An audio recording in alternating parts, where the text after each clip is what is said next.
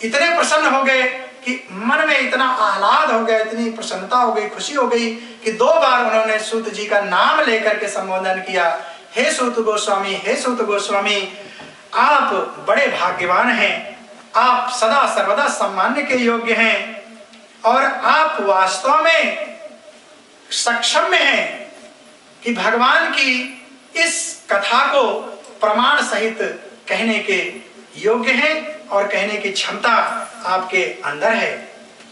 कृपा करहु हम सबन पहि कहु भागवत ख्याति, श्री सुखदेव सो जस सुनहु बरणहु तस तेहि भांति। हे मुनि कहु भागवत इतिहासा, सर्वप्रथम के ही युग उद्भासा। अब सूत गोस्वामी कह रहे हैं कि हे महाराज, आप सबसे पहले इस भागवत कथा के इतिहास को हमसे बताइए। सबसे पहले इस कथा को किसने कहा, कब कहा और इस भागवत कथा का इतिहास क्या है। इस इतिहास को हम आपको पहले ही बता चुके हैं, इसलिए पुनः उसको कहने की आवश्यकता नहीं है। फिर भी उनके प्रश्न को सुन लेते हैं। कौन शक्ति प्रेरित मुनि व्यासा, रचे भागवत पुण्य प्रकाशा। व्यास देव सुत शुक गोस्वामी, समदर्शी सठ इंद्रिय स्वामी। ब्रह्मवाद स्थित तिन ध्याना, प्रकट रूप लगते अज्ञाना।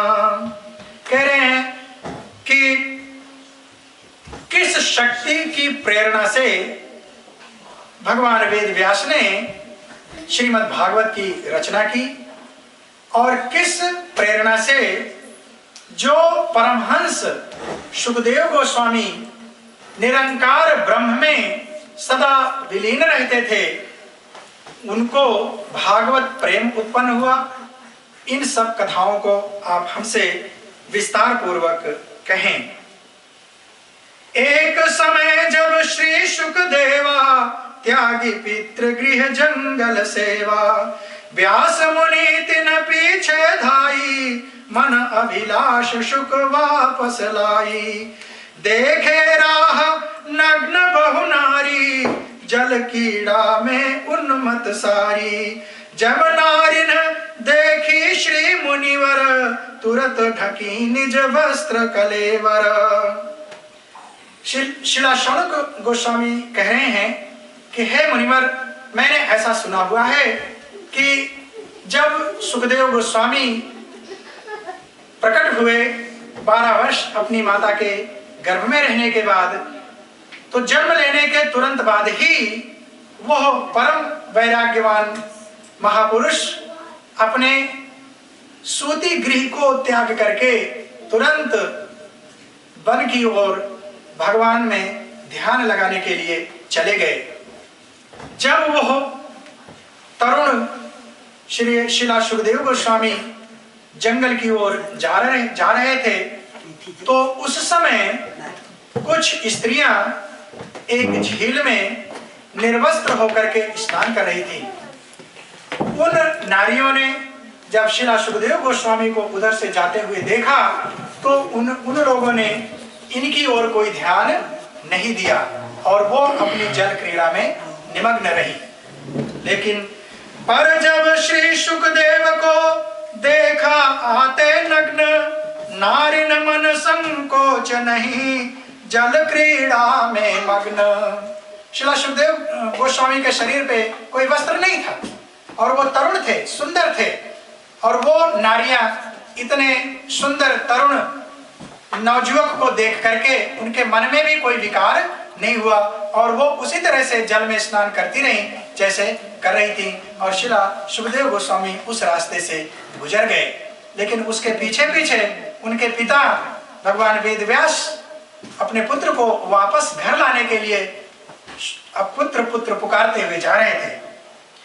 व्यास देव मन अचरज भारी, भेद काहू है तरुण कुमारी। सबने कहा सुनहु मुनि राई, पुत्र तुम्हार पवित्र गोसाई। नहीं, इसके पहले एक लाइन है। जब नारिन देखी श्री मुनिवर, तुरत ढकी निज वस्त्र कलेवर। लेकिन जब श्री वेदव्यास जी को उन स्त्रियों ने देखा उधर से आते हुए, तो तुरंत उन लोगों ने जल से निकल करके अपने शरीर को कपड़ों से ढक लिया। यह दृश्य वेदव्यास जी देख रहे थे। उनके मन में बड़ा कौतूहल हुआ कि मेरा पुत्र जो कि नवजुवक है, नग्न है, वो जब इस रास्ते से जा रहा है तो इन युवतियों को संकोच नहीं हुआ, उसको देख करके इनके मन में कोई कौतूहल नहीं हुआ और इन्होंने अपने शरीर को नहीं ढका। लेकिन मैं तो वृद्ध हूं और मुझ वृद्ध को देख करके ये समस्त युवतियां जल से निकल करके अपने शरीर को ढक ली। तो उनके मन में, वेद व्यास जी के मन में एक प्रश्न उठा और उस प्रश्न को उन नारियों से, उन स्त्रियों से पूछते हैं कि आपने ऐसा क्यों किया। तो वो स्त्रियां बता रही हैं कि सबने कहा सुनहु मुनि राई, पुत्र तुम्हार पवित्र गोसाई। आपका पुत्र परम पवित्र गोस्वामी है।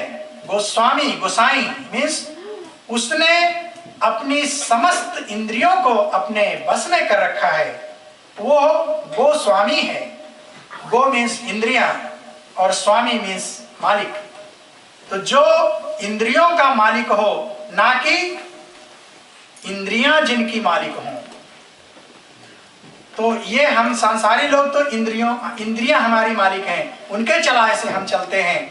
लेकिन जो गोस्वामी हैं, सुखदेव जैसे गोस्वामी, वो इंद्रियों के स्वामी हैं। और उन स्त्रियों को सुखदेव गोस्वामी के देख करके पता चल गया। कैसे पता चल गया? जब वह देख रहा चहु ओरा, लागे सी मोही बालक अति भोरा। क्योंकि जब वो हम लोगों की ओर देख रहा था, चारों ओर देख रहा था, तो उसका चित्त, उसके मन और उसके चेहरे का जो भाव था, वो ऐसा लग रहा था कि जैसे ये तो अभी 5 महीने का, 6 महीने का भोला सा बालक है। उसके चेहरे पर कोई भाव ही नहीं उदित हो रहे थे। स्त्री पुरुष एक सम देखा, पर तुम्हारे मन भेद विषेखा। उसके हृदय में स्त्री और पुरुष में कोई भेद नहीं था। वो तो इस समस्त संसार को ब्रह्म में देख रहा था। लेकिन आपके हृदय में स्त्री और पुरुष का भेद है। तो इसलिए आपका पुत्र आपसे भी परमहंस है। वो गोस्वामी की स्थिति में आपसे भी बढ़ करके है। क्यों ऐसा कहा उन्होंने? वेद व्यास जी समस्त वेदों, पुराणों, उपनिषदों के ज्ञाता हैं, रचयिता हैं। और उनके पुत्र ने तो अभी भागवत का भी अध्ययन नहीं किया है। लेकिन इस चीज को ये जानना है कि वो कोई साधारण व्यक्ति की तरह पहली चीज तो प्रकट नहीं हुए हैं। वो भी भगवान के अंशावतार ही हैं। और 12 वर्ष तक माता के गर्भ में रह करके उन्होंने भगवान की भजन की है, भगवान की स्तुति की है, जिससे वो परमहंस स्थिति को प्राप्त हो चुके हैं। लेकिन भगवान वेदव्यास को सांसारिक ज्ञान है। वेदों का, पुराणों का ज्ञान जो उन्होंने विस्तृत किया, उसमें उन्होंने स्त्री का, पुरुष का, संसार का, समाज का, सबका तो वर्णन किया है। यदि उसका उनको ज्ञान नहीं होता, उसका उसमें वो भेद नहीं कर पाते, तो वर्णन कैसे करते? तो वो स्त्रियां कह रही कि आपको स्त्री पुरुष में भेद है, उनका ज्ञान है, और आप स्वयं भी गृहस्थ हो। तो इस नाते से, गृहस्थ होने के नाते से आपको यह भेद मालूम है, लेकिन आपके पुत्र को इसका कोई भेद नहीं है। इसलिए हमारे मन में कोई विकार उत्पन्न नहीं हुआ। तो इस तरह से ऐसे परमहंस सुखदेव गोस्वामी महाराज विचरण करते हुए भगवत कृपा से श्री हस्तिनापुर पहुंचते हैं, जहां पर श्री परीक्षित महाराज अपने जीवन के अंतिम समय में हैं। और उस स्थिति में अपने राज्य के समस्त राज पुरोहितों को तथा सभी ऋषि मुनियों को आमंत्रित करते हैं।